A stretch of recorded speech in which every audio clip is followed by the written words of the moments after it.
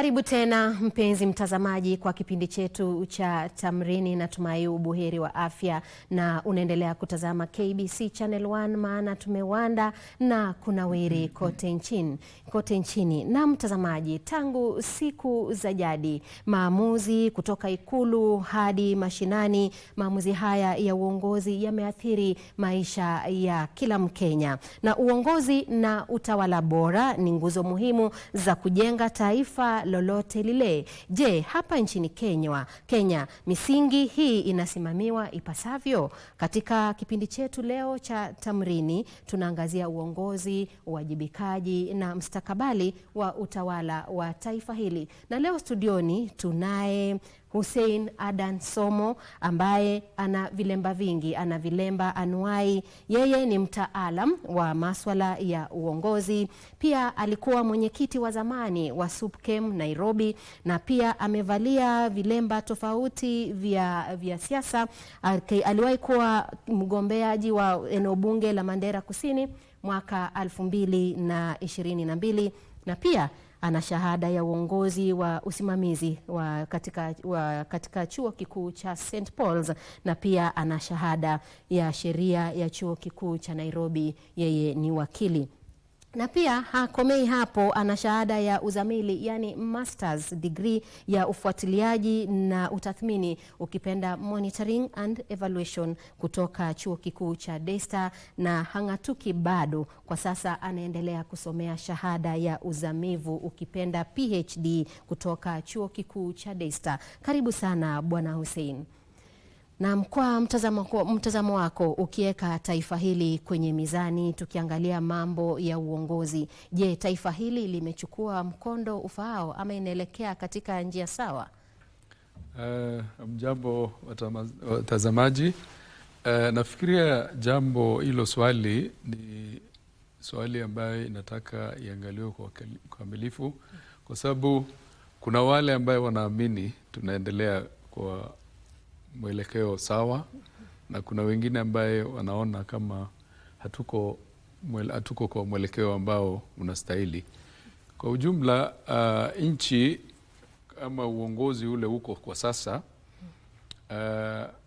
kama rais amejaribu kuanzisha miradi ambaye ikifaulu na ikiendelea kufuatiliwa kwa hali na mali, tunatarajia patakuwa na dalili nzuri ya kuonyesha kuwa nchi, tukimpa nafasi kwa sasa, kwa sababu tuko sasa tuko mwaka 3 tumemaliza sasa, na ile miradi ambayo zimeanzishwa, akitia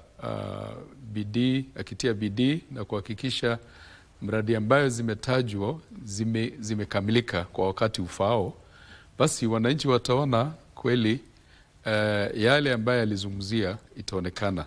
Na kwa hivyo ningesema kuna ile challenges ama hali ambaye hatuko sawa 100%, but we are on the course. Tuko njiani, tunaelekea mahali ambaye tunastahili. Mfano kama Northern Kenya, mahali ambaye nimetoka, kuna ile mradi ya barabara ambaye rais alikuwa anaitaja na wengine walikuwa natani nayo, lakini ikifaulu hiyo, watu wa kaskazini watakuwa wamejiona kweli hawa wako katika nchi ambayo inawajali. Kwa miaka nyingi hiyo sehemu imesaulika. Mvua ikinyesha hatuwezi enda nyumbani, and that is the scenario that we are in. But kwa ufupi tunatarajia nchi, tukiangalia vile mwelekeo inaendelea na ile mwendo msingi ambaye rais alianzisha juzi ikifanya kazi, tunatarajia nchi itakuwa tunaenda mahali. Na kwa wananchi, wana nafasi gani katika mwelekeo wa uongozi wa taifa hili? Wananchi, nafikiria kazi kubwa ama viongozi ambaye wale wako kwa sasa ni wananchi waliwaleta katika uongozi. Na shida ile tuko nayo katika taifa ni kuwa wananchi wengi ama ambaye wanapiga kura katika sehemu zote za nchi tunaona wamesahau jukumu lao, kwa sababu jukumu lao kubwa ni kuhakikisha wanaangalia nani huyu kiongozi ni nani, na kisha wajue uwezo gani ama ujuzi gani ambaye ako nayo ambaye itasaidia katika huduma ambayo wanatarajia kutoka kwa kiongozi. Shida imekuwa ni kuwa wananchi wamepoteza ile tunaita as a nation, tumepoteza kitu tunaitwa national values, ile nidhamu ambaye sisi kama wananchi tuko nayo kujichunga heshima zetu kama taifa, na wananchi wenyewe tuhakikishe tunaangalia ni nani anastahili kuchaguliwa kwa uongozi katika sehemu fulani. Lakini shida imekuwa wananchi wanaangalia mfuko, ni nani ako na pesa ya kugawa ya kutosha, ndio wanafikiria hapo ndio wanaendelea na kuchagua kiongozi ambaye katika uongozi tunasema in leadership we say, tunasema those watu kama hao tunawaita transactional leaders. Watu ambayo wamekuja na pesa, wananunua uongozi kisha wameenda. Watarudi tena baada ya kusanya pesa, corruption nini, watu watafute pesa kisha warudi tena wanyang'anye hao uongozi waende. Watabaki wakilia tu kila mwaka. Kwa hivyo nchi inatakana wakaaji ama wananchi tujitolee na tuseme this time round tutachagua viongozi kulingana na ile bidii wako nayo na ujuzi ile wako nayo, na wasitafute viongozi ambayo wanakuja kutafuta utajiri katika uongozi. Because uongozi ni kupeana huduma, sio kutafuta, na because wananchi finally watahitaji pesa, utakuta viongozi hawajali corruption. That is why corruption inaendelea. And kwa sisi kumaliza hii shida ni wananchi wajitolee, wachague viongozi bila kuitisha pesa na watarajie huduma kutoka kwao. Yeah. Kwa hivyo unaona kwamba sisi kama wananchi pia tunalaumiwa, manake wakati ule kiongozi anapopiga kampeni ama anataka sera yake ama ajenda yake iweze kuendelezwa kwamba anakununua kwa fedha ama anatumia fedha. Je, unaona pia sisi pale tumechangia kuwa na viongozi wasiokuwa waadilifu? Kabisa. Wananchi ndio wamefanya uongozi haribike katika taifa yetu ya Kenya. Ni vizuri wananchi waangalie, because kwa wakati huo utapatiwa pesa ngapi? Ndio utakuta pesa zaidi mtu anaweza patiwa ni shilingi 2,000, 1,000, the highest 5,000 mtu akupatia. Wale ambayo wako serious, ambayo wanataka kununua watu hawajali, watatoa pesa zote na wanunue hizo kura waende. Sasa miaka 5 huduma ambayo ulikuwa unatarajia kuhusu barabara, kuhusu shule, kuhusu muundo msingi ule ungetarajia kiongozi afuatilie. Wengine tangu walichaguliwa kurudi huko hata ni ngumu. Wengine kazi kubwa ni kutafuta media, be it social media or what. Hawajali ni kitu gani anafanya katika constituency ama taifa. Wanafikiria tu wakati anatembea, utakuta kiongozi ametembea na media ama social media team. Kazi yao ni kuchukua mapicha tu na kutuma katika mitandao na nini, waonekane wanafanya kazi. Na hali kwa mashinani hakuna kitu ambayo inaonekana wamefanya. Na hii ni shida kubwa ambayo inatakana wananchi tuchukue jukumu na tuangalie viongozi ambayo tunachagua ni kina nani, ambayo wanajali, wana ile utu wa kuhakikisha hii nchi imeendelea mbele. Yeah.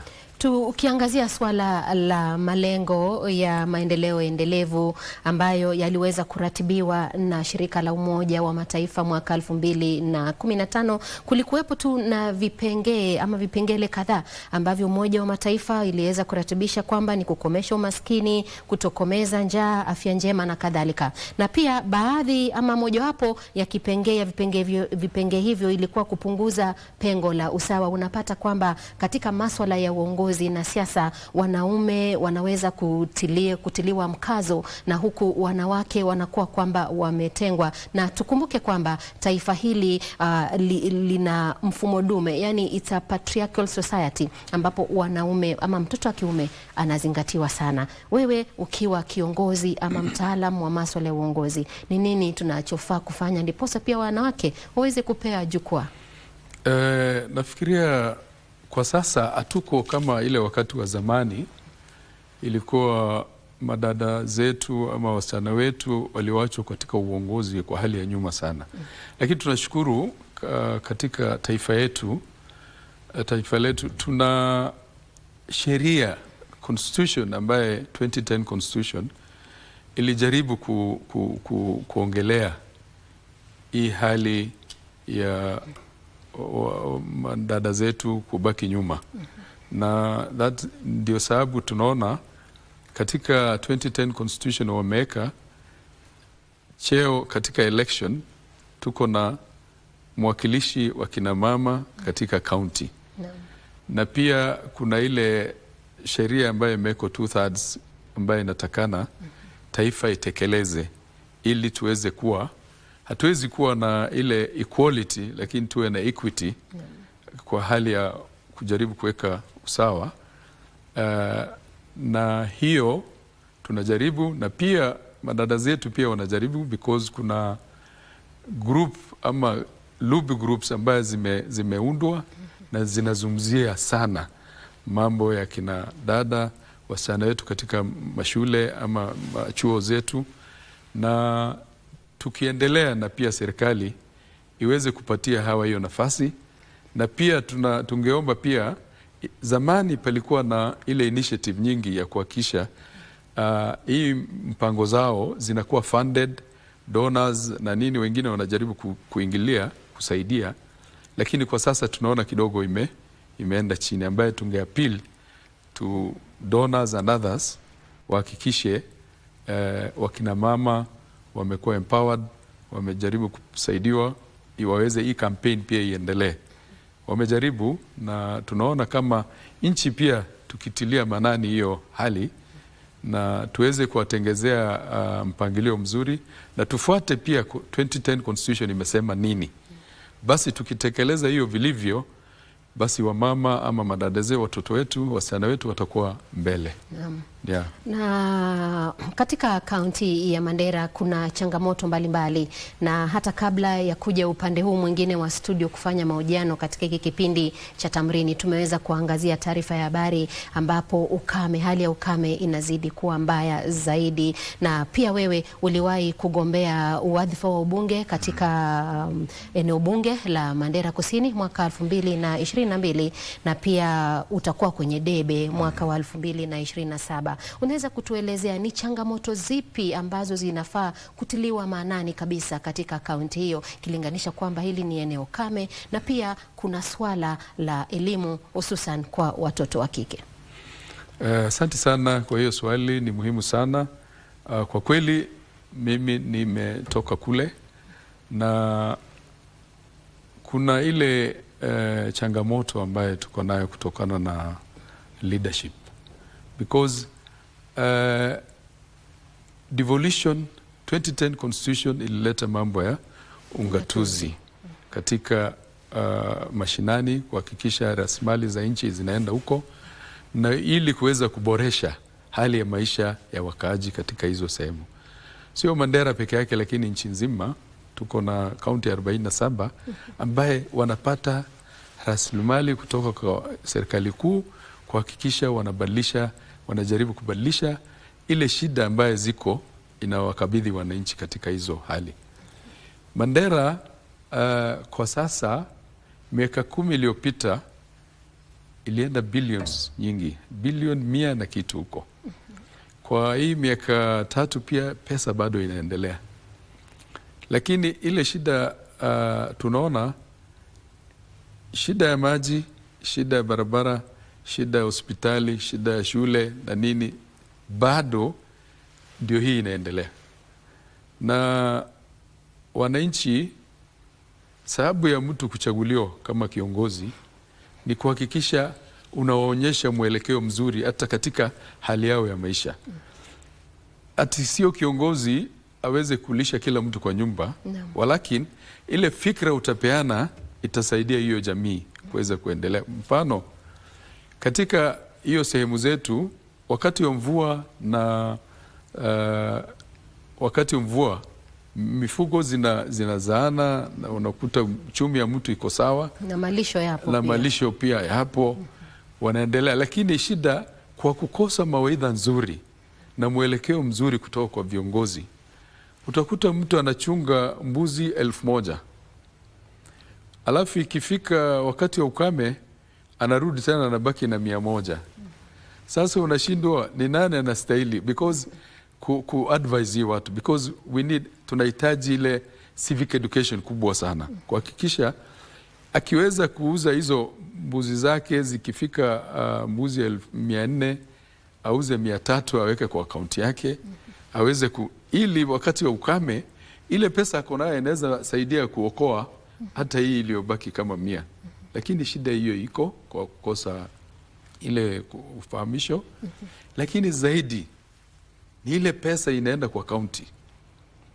Wale ambayo wanatuma pesa from national government kutoka kwa serikali kuu mpaka kwa kaunti, hii pesa kuna idara tofauti ambayo inastahili kufuatilia hii pesa, kuhakikisha hizi pesa zinafikia ama zinafanya ile matarajio ambayo wananchi walikuwa wanatarajia, umaskini, hospitali na nini.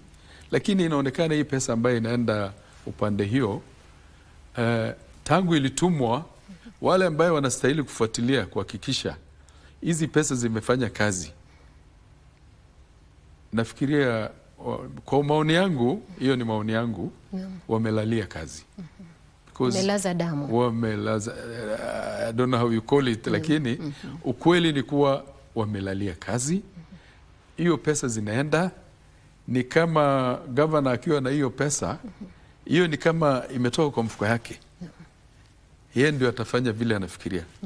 Wabunge ambaye walichaguliwa katika sehemu hiyo, hakuna mbunge ambaye governor wanakaa pamoja washauriane. Hatujasikia kama wana discuss katika hali ingine, lakini si hatujui. Lakini hatujaona forum ambaye leaders from Mandera wamekaa, including the governor and the team na wabunge ambaye walichaguliwa katika hizo constituencies. Tuko na constituencies 6 na hatujaona maoni ile wanapeana ni vipi tutaendelesha maisha ya watu wetu, na tujaribu kuona hii ukame tutamitigate namna, tutapunguza namna gani ili hizi mfuko zipotee yote na wananchi wasiumie na hali ya njaa na kukosa maji. You know, hii resources yote, hii mali yote, rasilimali yote ambayo inakuja kwa constituency na ile inakuja kwa county, wakikaa pamoja waangalie the pressing issues ambayo inastahili kuhudumiwa na viongozi, basi hiyo sehemu itakuwa sio vile ilivyo sasa. Saa hii wako hali mbaya, hata kukula asubuhi ni ngumu sana kwao. Mifugo na wananchi wanaenda wakiisha pamoja. Na viongozi wengine wako Ulaya wanatembea just ni kama hakuna kitu inafanyika huko. Kwa hivyo tuko na shida kubwa sana katika Mandera County, na tunaomba serikali, kuna hii mambo imezungumzwa na hii team yetu ya EACC na wametaja cases ambayo zinahusu Mandera County. Tungeomba sio kuongea kwa television peke yake, tunataka tuone ni nini inafanyika, kwa sababu hizo kesi zikishughulikiwa na ionekana imefanyika kazi na wale ambao walihusika wamewajibika, basi hii pesa haitapotea tena namna hii, kwa sababu itakuwa mfano kwa wengine. Lakini ukiwacha tu free check unapatia hao pesa and then hakuna mtu anafuatilia, hiyo ni kama hao wananchi wa huko wamesahaulika na serikali.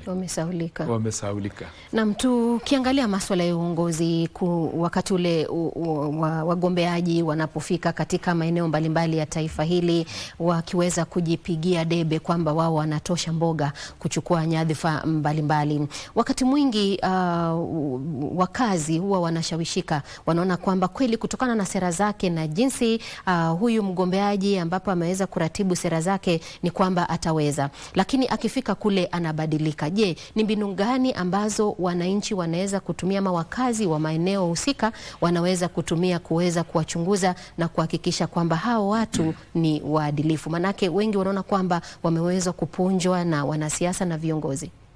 Nafikiria hapo Sheila, inatakana watu wetu sana katika sehemu ya kaskazini mashariki ni tujaribu kuachana na mambo ya clanism, ile hali ya clan.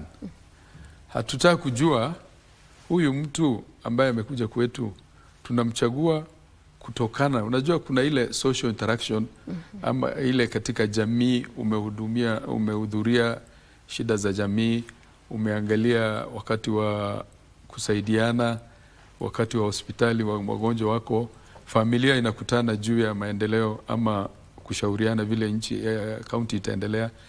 Kuna wale ambayo wanahusika sana katika hali ya jamii. Hapo jamii watajua kati ya hii watu wote ni nani huwa anahusika na hali yetu wakati ambaye sio siasa, anajali maslahi yetu. Lakini wengine wanasema as long kama yeye ametoka kwa hii jamii, hata iwe anafanya kazi ama asifanye, tutamchagua. So hii jamii tungeomba waangalie kiongozi ni nani ambaye ako na dalili ya kuongoza. Sio kuangalia tu mambo ya jamii and then unasahau na baadaye mnaanza kufuatana na kiongozi ambaye alikuja akawatapeli na akaenda na uongozi na hakuna kitu ambaye wengi ambayo wanahitaji wanatafuta uongozi. Wengine walikuja tu na pesa zao, hawakai huko. Anakuja tu akimaliza uongozi yake amerudi Nairobi. Wengine from nowhere, mahali ambayo tulikuwa tunawajua tukiwa hapa Nairobi. Wengine sasa mshahara hata ukiangalia haiwezi kuwa wewe unahudumia wananchi na hiyo mshahara yako uweze kununua nyumba za 100 millions. Karen, unaishi Karen. Ilifanyika namna gani ama ulifanya miujiza gani? Ndiposa ukapata. Uamke asubuhi wewe unaishi Karen, umenunua manyumba na millions. Kwa hivyo unawahimiza pia waweze kutembea nyumbani wajue uhalisia wa mambo. Waweze kuhudhuria hali ya jamii na kuhakikisha wanaonekana kweli. Because in leadership we say leadership is journey. You start from unaanza mahali chini, unaanza chini mpaka unafikia mahali. Na Bwana Hussein, ukiweka kwenye mizani ukiangalia serikali hii kwamba kuna yale mambo ambayo umefurahishwa nayo ambayo yamekupendeza wewe kama mtaalamu wa uongozi, na pia ni mambo gani ambayo bado serikali inafaa kuzingatia ndiposa tuweze kuwa katika urari ambao unastahili? Katika taifa letu tuko na shida ya direction, ile uongozi, ile mwelekeo. Kwa sababu unaweza kuwa utakuta mfano kama rais anaongea mambo mazuri ambaye ikifuatilio inaweza saidia nchi, lakini baada ya kuzungumza ni nini inafanyika? Zaidi nchi hii kwa sasa tunajulikana na mambo ya corruption. Yani corruption imeua nchi. Na uwezi kuwa unataka nchi iendelee kama kiongozi. Unaongea leo, ukiongea leo, yale unaongea leo ni mzuri, baada ile muda umepeana ipatikane yani dalili fulani ile kitu unafanya inaendelea. Lakini nchi tunatarajia kama vile niliposema hapo mwanzo, rais vile ameongea na vile anaonyesha na ile nia yako nayo, tunataka awe serious kwa ile kitu anaongea. Kama sio hivyo, kusema kweli nchi yetu itakuwa tunaongea tu mambo hadithi mingi na mpaka mfano kama sasa barabara ya kwenda from Isiolo to Mandera, kulingana na naibu wa rais Professor Kindiki alisema by 2027 hiyo barabara itakuwa wanatumia kufanyia campaign. Watakuwa wanatumia hiyo barabara kwenda kuomba kura huko, lakini nimeshindwa because hiyo barabara sioni mali imeenda. I think from Garissa to Madogashe ilifanywa na rais hayati Mwai Kibaki. Na kutoka Isiolo nafikiria ndio wameanza. Mandera, kutoka sehemu, unajua walikuwa kulingana na vile wanaelezea walipeana hizo contract section of contract. Na section for example ile imetoka constituency yetu ya Mandera South from Kutulo to Wargadudu Kipita, lakini hapo in between contractors, imagine as an independent country, nchi ambaye tuko uhuru na tuna security apparatus wako kila mahali. Contractors wale walikuwa wameanza kujaribu kufagia barabara, walikutwa na Al-Shabaab kwa manyumba, walijaribu kuvamia hao ili waweze kusimamisha hiyo mradi, na unashindwa ili kufanyika aje ndio hiyo watu waweze kuingia nchi na waanze kutafuta hao watu kwa manyumba. Security walikuwa wapi? Kwani si wanajua hii tuko kwa boda na hao watu ambaye wanasumbua watu wako hapo? Ilifanyika namna gani mpaka waweze kuingia kwa manyumba waanze kutafuta wageni ambaye wanatutengezea barabara? Kwa hivyo swala la ukosefu wa usalama pia ni donda sugu katika maeneo hayo, na tunataka hii barabara ambayo inatengenezwa from Isiolo to Mandera sio barabara ya just watu kutaniana. Hii barabara inataka security itengezwe vizuri na wakaaji wahusishwe vizuri na iweze kufaulu, because kwa sasa kama security ya wale ambayo contractors wako huko haiaminiki, hiyo barabara itajengwa namna gani? Utakuta sasa wengine watasema because sababu ya usalama hiyo barabara waache ikae. Utakuwa umesaidia nani? Kwa hivyo tungeomba serikali ipeane security mzuri na wakaaji wenyewe pia wajitolee, waweze kushirikiana na serikali, waweze kutengeza timu yao, vijana wako na wananchi wenyewe wako, wajitolee, washikane na security, watu wa security waweze kuzuia hii mambo ya kuharibu tauni yao. Because hiyo barabara ni yao. Hao ndio watatumia. Na itatumika na wote. Bwana Hussein, kwa sababu naona muda umeyoyoma sana, lakini kuna swala ambalo hatujaweza kulizingatia. Uliwahi kuwa mwenyekiti wa baraza la SUPKEM, na katika mtazamo wako ukiwa kiongozi wa pia mashirika ya kidini ama shirika la kidini, je, unaona kwamba dini pia imechangia kwa viongozi wetu kukosa kuwa waadilifu? Unajua dini ni kitu ambaye ni swala ambaye kila mtu individual, mtu binafsi ndio anastahili kufuata dini, vile mwelekeo ya dini vile inasema. Kama dini imesema ukule mali kulingana na Uislamu, lazima ukule mali halali. Hata nguo ile umevaa kwenda naye kwa msikiti, lazima uwe unajua source ya hiyo pesa ambayo kwa sababu ukiingia nayo kwa msikiti lazima kila kitu yako iwe iko clean, iko sambamba. Lakini shida sasa, dini hatuwezi laumu dini hivyo. Ni kuwa watu ambaye nidhamu, the values ama ile nidhamu ya watu ndio imezorota. Imekuwa sasa mtu hata kujua hii rasilimali ama mali ile yako nayo alipata namna gani, yeye anataka kupata tu. Na katika mambo ya SUPKEM for example, ile shida ulisikia kidogo inazungumziwa, sio shida kubwa hivyo. Ni shida ambaye watu binafsi, unajua institution kama SUPKEM is a registered society. Na society ikiwa registered, there are rules and regulation ambaye inapea mwelekeo. Na kazi ya registrar society ni kuhakikisha kila society imefuatilia mwelekeo ambayo unastahili kulingana na sheria iliyowekwa ya hiyo chama. SUPKEM imekaa bila uchaguzi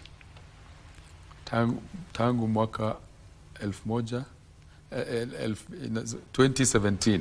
From 2017 haijafanya, na kulingana na sheria takana ifanywe after every 3 years. Juzi waliongea kuhusu 5 years. Na sasa unaona hata ikiwa ni 3 years ilikuwa ni 2020. From 2020 mpaka sasa hakuna uchaguzi imefanyika. So watu wanaweza kuwa wanazungumza mambo mengi, lakini ukweli ni kuwa ni watu wanahitaji uchaguzi. Kama kweli kiongozi amefanya kazi mzuri na anaheshimika na wananchi, ni kuita tu uchaguzi, na kama wananchi wanakupenda ama waumini wanaamini kazi yako, watakuchagua. Lakini ukijaribu kutembea kotini ama nini kuzuia uchaguzi, inaharibu jina nzuri ya Baraza Kuu ya Waislamu. So tungeomba tu wale ambao wako waweze kufuatilia hiyo na kupeana mwelekeo mzuri.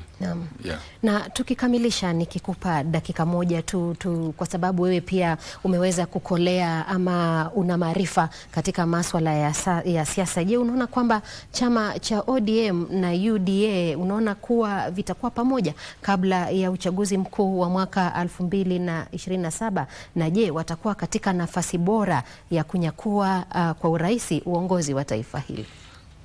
Hapo kuna changamoto kwa sababu najua wakati marehemu hayati Mheshimiwa Raila Amolo Odinga alikufa, Rais Ruto alisema chama ya ODM, because hata ni mwanzilishi wa hiyo chama, anasema itakuwa kwa serikali ama itaunda serikali. Na hiyo mambo kulingana na vile tunaona sasa inavyoendelea, sioni hiyo mwelekeo kama itakuwa, because hatuna hakika. Sababu saa hii ile vita iko huko ndani ya ODM yenyewe, iko vita kubwa.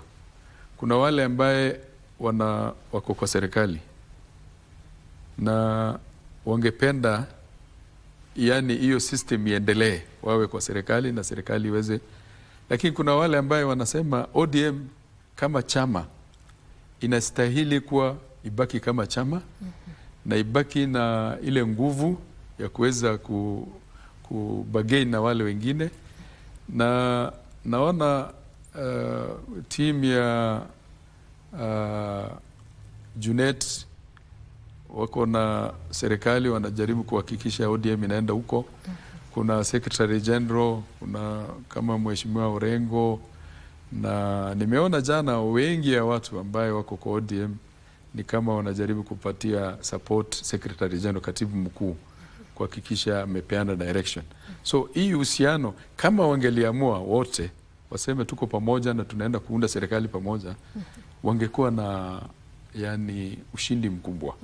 Lakini vile ilivyo sasa tunaona inakuwa ni iko na changamoto ambaye hatujui vile mambo itaweza kuwa, lakini kwa sasa hatuna hakika na hiyo mambo. Haina light nzuri. Bado hatujapata mwelekeo vizuri. Na kwa hivyo ukizungumzia wanahabari ama vyombo vya habari ama uhuru wa vyombo vya habari, unapata wakati mwingine sisi kama wanahabari tumefika katika mikutano ya kisiasa kuweza kukusanya habari na kuchakura jinsi mambo yalivyo, ndiposa pia tuweze kuyapeperusha. Lakini unapata kwamba ukifika pale unakandamizwa, labda mwanahabari ameumia. Je, tatizo huwa ni nini? Manake sisi tunatekeleza kazi yetu, lakini ikifika wakati ule unapata kwamba uhuru wetu ama usemi wetu unawezwa kukandamizwa. I think hapo tungeshtumu sana wale viongozi ambaye because media, watu wa habari wanafanya jukumu kubwa sana kuhakikisha nchi inaendelea. Hao ndio wanaangalia mambo ile tunaita accountability ya serikali kwa wananchi, na hao pia wanapasha wananchi habari nyingi kiuchumi na vile nchi inaendelea. Lakini tunastahili sisi kama wanasiasa ama viongozi, wakati watu wa habari wako na sisi, tuchunge hawa kama mayai, yani kuchunga. usalama wao, because wanaweza kuwa wanazungumza uzuri wako ama wanaweza kuwa wanazungumza ukweli vile ulivyo. Kwa hivyo tusipende wanahabari wakati wanasifu wewe alafu unawachukia na mpaka unawaumiza wakati wanaongea mambo vile ilivyo. Kwa hivyo mi ningependa kuomba viongozi tupatie wanahabari nafasi yao na heshima zao na tulinde usalama wao, lakini tusifanye mambo. Siasa pia sio mwisho ya dunia. Naam. Siasa pia inatoka kwa Mwenyezi Mungu, uongozi. Wakati Mwenyezi Mungu anakupatia uongozi itakuja. Na kama unaona kama imekuwa ngumu, usipigane na watu mpaka mnauana na mtu. Usitumie nguvu mpaka media na wananchi. Hata mpinzani wako unamuumiza kama yale tuliona ile by election Malava na kadhalika. Naam. Mpaka watu wanachoma magari, wanafanya nini?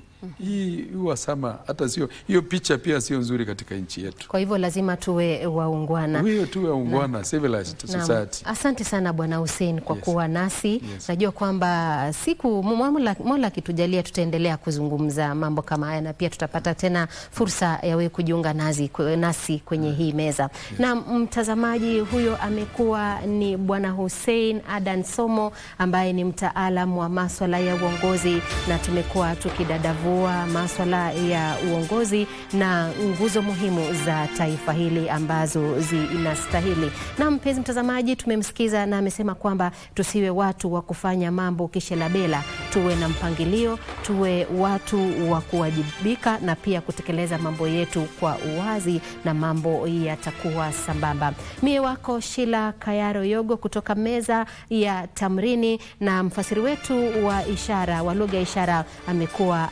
Wangeshi. Mola akiridhia tutaonana nawe tena mwendo wa saa 10 kamili kwa awamu yetu ya pili ya taarifa za Kurunzi Mashinani. Kwa heri kwa sasa na kutakia mchana mwema.